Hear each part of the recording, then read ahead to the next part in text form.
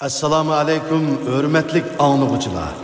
Ustaz Muhammed Yusuf'ның Allah'ның güzel isimleri namlıq əsrini diqqətinizə sunumuz. Yaqtırıb anlığaysızlar. El-Hafiz saqlıqçı.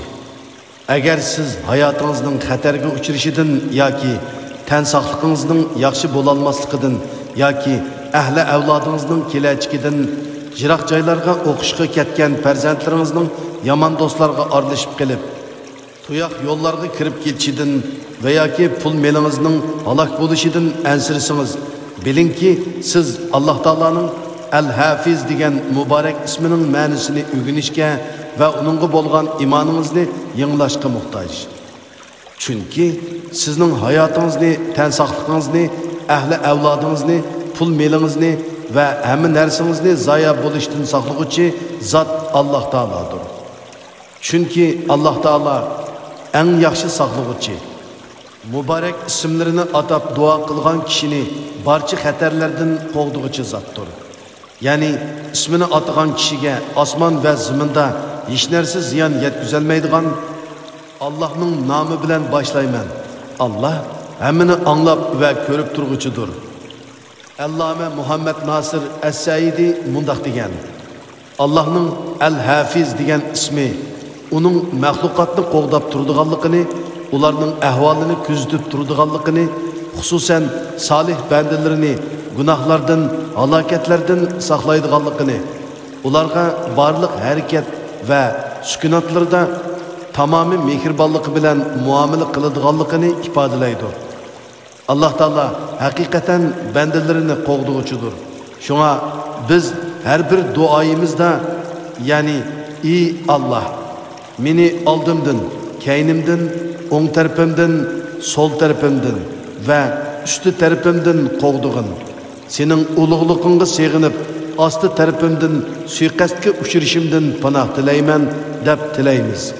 Demek Allah Taala sizni altı tarafınızdan qoğdab turdu. Sizni özünüz his qilmagan xatarlardan, halokatlardan saqlaydi. Chunki u bandalarga to'limi mehribon zotdir.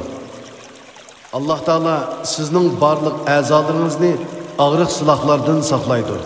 Shunga biz har atdiganda oqshomda, ya'ni ey Allah, badanimni saq qilgin. Ey Allah, ko'zimni saq qilgin. Ey Allah, Quluqimni saq qilgin.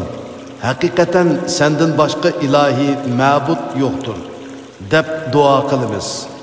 Bu duoning ahamiyati shuncha zo'rki, navoda siz ko'rish va anglash iqtidoringizni yo'qotib qo'ysangiz, dunyo siz uchun qorong'ulik va jimjitlik, hayot siz uchun ochiq bo'lib ketadi. Ey payg'ambar, ularga aytqinki, daqiqanglarchi, agar Allah sizlerinin quluqlarını gaz, közünlerini kor qilib qo'ysa, dillaringlarni pechatlivetse, ularni Allah'tan başka qaysi ilah asliga keltiralaydi? Allah Taala ko'z, quloq qatorliq a'zolaringizni og'riq va xatarlardan saqlagandek, ularni namahramlarga tikilib qarashdek, g'aybatga quloq selishdek haram ishlardan saqlaydi.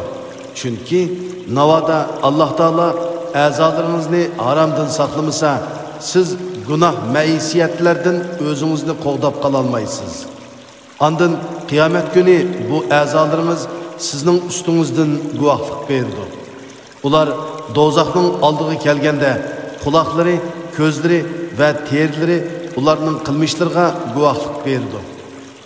Alloh taolo sizning diningiz va aqidangizni saqlaydi.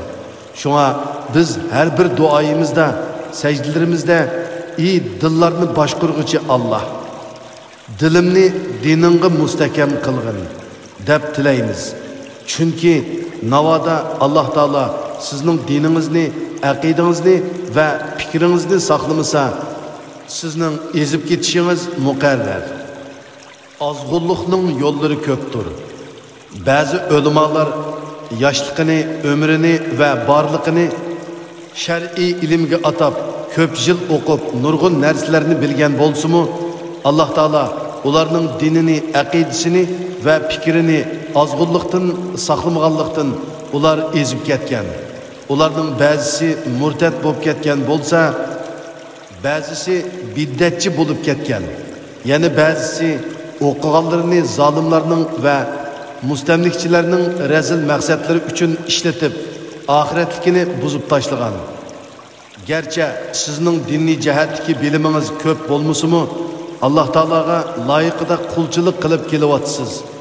Farz, vojib va sunnat amallarini joyida ado qilyapsiz. Haram, gunoh ishlardan saqlanyapsiz. Chunki Alloh taolo sizning diningizni, aqidangizni va axloqingizni saqlagan. Bu albatta katta ne'matdir. Alloh taolo birovga o'zining Al-Hafiz degan muborak ismi bilan muomala qilsa, uni ana shundoq saqlaydi va qo'g'daydi. Bu chaqda banda o'zi his qilmagan turli xatarlardan va halokatlardan saqlanib qoladi. Abdullah Qasimi degan Saudiya Arabistonlik olim islomni mudofaa qilib nurg'un asarlarni yozgan. Bo'libmi uning Islom va Buddizm nomli kitobi keng musulmonlarning olqishiga erishgan. Hatto ba'zilar uni mushu kitobi orqali jannatning biletini ilib bo'ldi deb maqtagan ekan. Afsuski bu olim keyingi vaqtlarda birdilla o'zgarib ketgan va ozg'unlik patqoqlarga petib murtadlikcha berib yetgan. Shuning bilan u mana bu eg'ir yuk, ya'ni islom ana shundoq eg'ir yukdir deb bir kitob yozgan. Bundaq ezib ketgan o'limalar az emas. Janobi Alloh bundaq oqibatdan jimi musulmonlarni saqlag'ay. Amin. Alloh taolo Al-Hafiz degan muborak ismi bilan sizning diningizni, aqidangizni va har narsangizni qo'g'daydi. Navoda Alloh taolo sizni qo'g'dimasa, himoya qilmasa, sizning dengizdek mo'l ilmingiz, taqvodor qiyofatdagi yurish turishingiz, musulmoncha kiyinishingiz, Qur'oni Karimni to'liq yodga olgan, Sahihul Buxoriyni sudek bilgan bo'lishingiz hech narsaga asqatmaydi. Shunga biz Alloh taolaning Al-Hafiz degan muborak ismini va boshqa go'zal ismlarini vasila qilib, hamisha uning bizni saqlashini va qo'g'dishini tilashga muhtoj. Alloh taolo eng yaxshi saqlovchidir. Har bir odamning oldi keynida Allohning amri bo'yicha uni qo'g'dab turadigan navbatchi farishtalar bor. Alloh taolo siz uchun 4 farishtani belgilagan bo'lib, ular Alloh taolaning amri bilan sizni kech kunduzning baloy ofatlaridan va turli xatarlardan qo'g'dab turdi. Chunki Alloh taolo bizning hayotimizni xatardan, tenimizni kasaldan, aqidamizni ozg'unlikdan eng yaxshi va eng mukammal shaklda saqlovchidir. Shunga biz har attigini rizq ishkini halol emgak bilan qiqish uchun sirtqa chiqmoqchi bo'lganda, uyda qolgan ahli avlodimizni Alloh taolaning saqlashiga topshirib, Allohga omonat deymiz. Do'stlarimiz, tuqqanlarimiz va biz yaxshi ko'radigan har qanday kishimiz bilan xo'shlashgan chaqda yana Allohga omonat deymiz. Farzandlarimizni maktabga yo'lga solganda yoki yiroq joylarga o'qishga avatganda Allohga omonat deymiz. Chunki dinimiz bizni shundoq deyishga buyurgan. Payg'ambar alayhisalom sizlarni qo'yilgan omonatni qat'iy zoya qilib o'tmaydigan zot Allohga omonat qildim deb duo qilishni o'rgatgan. Alloh taolo saqlagan kishiga hech kim ziyon yetkazolmaydi.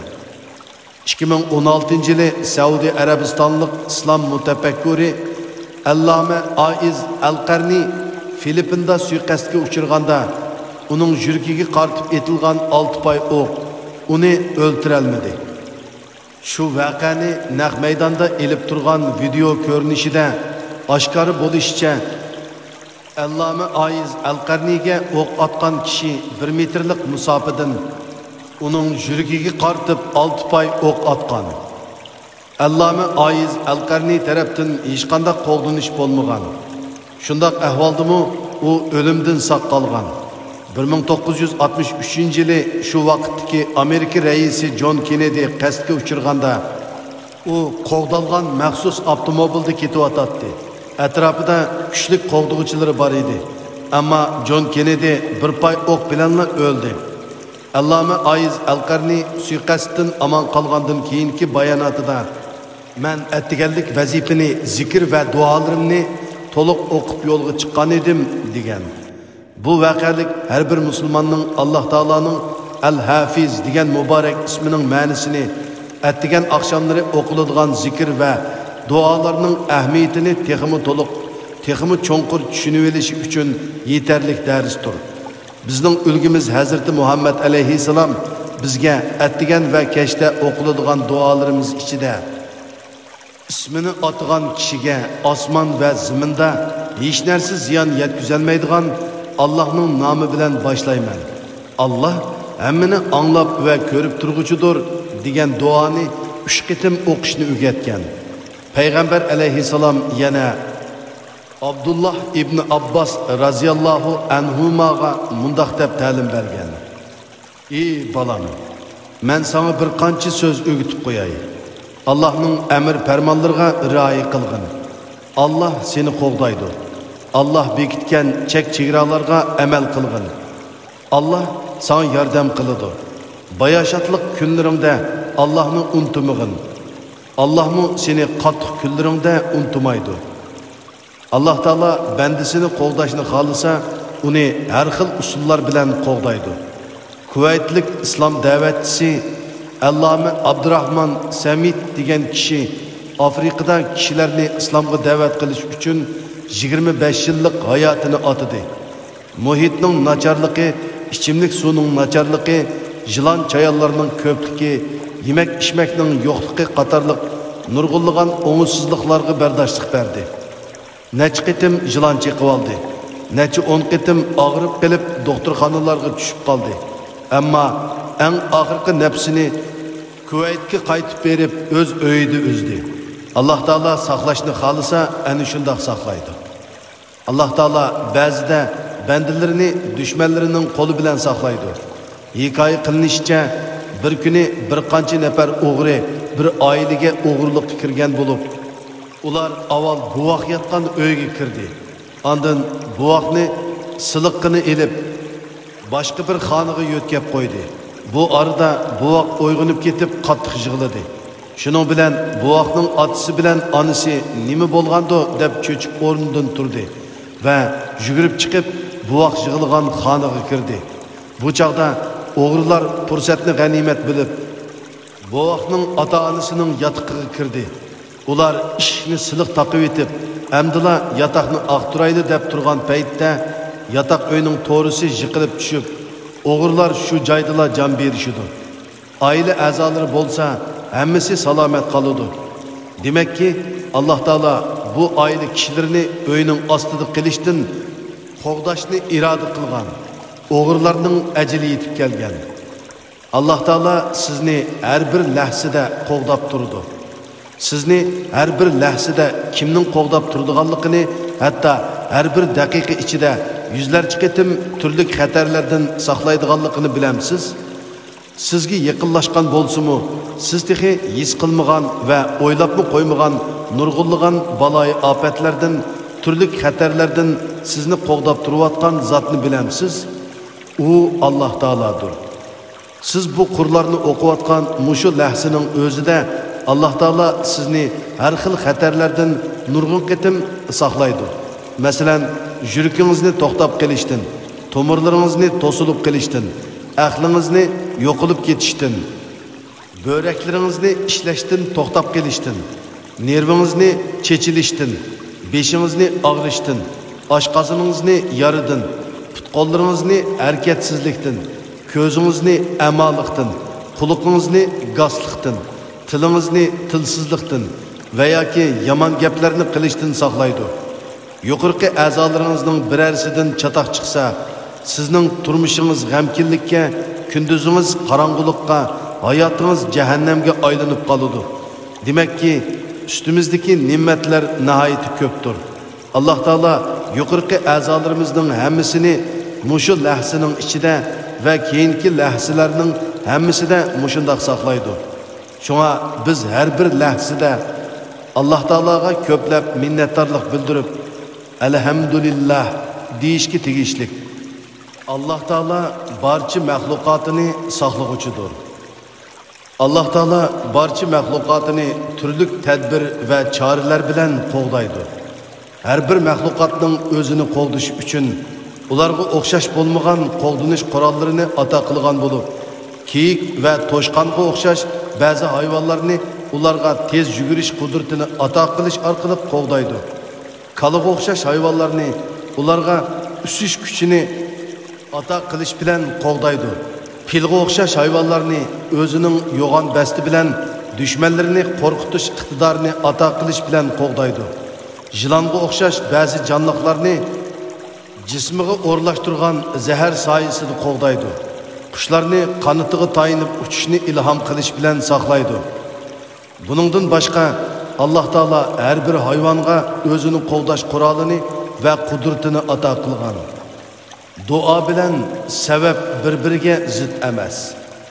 Har qanday yomonlikdan qo'g'dinish, xatarlardan saqlanish va har qanday ishni amalga oshirish uchun sabab qilish intayin zarur bo'lib, bu Alloh taolaning amri va koinotning qonuniyatidir. Sabab bilan duo xuddi qushning ikki qanotiga o'xshash zarur bo'lib, u ikkisi bizni ko'zlagan manzillarga yetkazadi va kelishmasliklardan bizni qo'g'daydi. Ulgimiz va yo'lboshchimiz Hazrati Muhammad alayhissalomning ish izlarini o'qigan odam biladi-ki, u zot Alloh taologa tayinish bilan sabab qilishdan iborat ikki qurolni tang qo'llangan. Hergiz sababga ishinib ketib, Alloh taoloni unutib qolmagan yoki Alloh taologa tayinish bahonasi bilan sabab qilishni qo'ldan bermagan. Payg'ambar alayhissalomning Abu Bakr roziyallohu anhu bilan hijratga otlangan chaqda qilgan ishlari bizga buni aniq ko'rsatdi.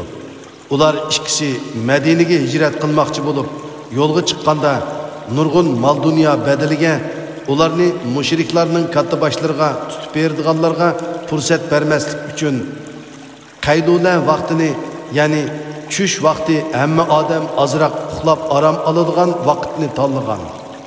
Ondan Madinaning yo'li bo'lmagan bir yo'lga qarab ilgirilab Savr g'origa yo'shirilgan. Yana bir tarafdan Alloh taologa iltijo qilib duo qilgan va ishlarini Alloh taologa topshirgan.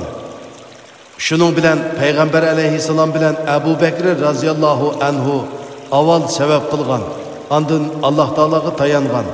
Hatto ularni izlab kelgan mushrik qo'shinlarini g'orning oldiga yetib kelganda Hazrati Abu Bakrning bir oz qo'rqqanligini ko'rgan Payg'ambar alayhissalom uningga: "Ey Abu Bakr, bizni ikkili kishi deb o'ylab qoldingmi? Yo'q, biz 3, ya'ni Alloh biz bilan billa" degan. Natijada Alloh taolaning himoyasi ostida Madinaga salomat borgan. Qur'oni Karim Payg'ambar alayhissalomning shu chaqdagi so'zini "G'am qilmag'in, shaksizki Alloh biz bilan billa" degan oyat bilan ifodalagan. Ashabul Kahf o'zlarining iymonini saqlash yo'lida zolim podshohning ko'zidan jiroq bo'lishga bel bog'ladi. Ondan buning sababini qilib o'nkirga seg'indi. Ondan Alloh taologa iltijo qildi. Natijada Alloh taolo ularni o'nkirda 309 yil uxlatib qo'yish orqali qo'g'didi. Alloh taolo haqiqiy mo'minlarni cho'qim qo'g'daydi. Allah haqiqiy mo'minlarni cho'qim qo'g'daydi. Shaksiz haqiqat shuki, Alloh taologa iymon etib, shu iymoniga loyiq yashagan va aqidasida mustahkam turgan Alloh taoloning haqiqiy mo'minlarni qo'g'daydiganligiga chin ko'ngli bilan ishongan mo'minlarni Alloh taolo cho'qim qo'g'daydi. Ularni dushmanlarining yomonliklaridan va suiqasdlaridan saqlaydi. Ularga yordam va nusrat ato qiladi. Chunki Alloh taolo haqiqiy mo'minlarning madadkoridir. Alloh taolo mo'minlarni qo'g'dimoqchi bo'lganda, ularni turli yo'llar va har xil chora tadbirlar bilan qo'g'daydi. Ba'zida ularni qurol va askar kuchida ustun qilish bilan, ba'zida ularni ma'naviy quvvat bilan, ba'zida kofirlarning yuraklariga qo'rqinch selish bilan qo'g'daydi. Alloh taolaning "Men kofirlarning dillariga qo'rqinch solaman" degan so'zi buni ifodalaydi.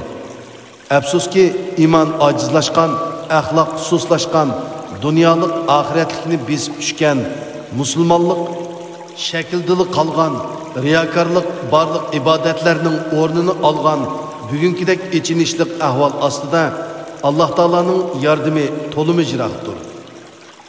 Mikrofon oldida Qaraxon.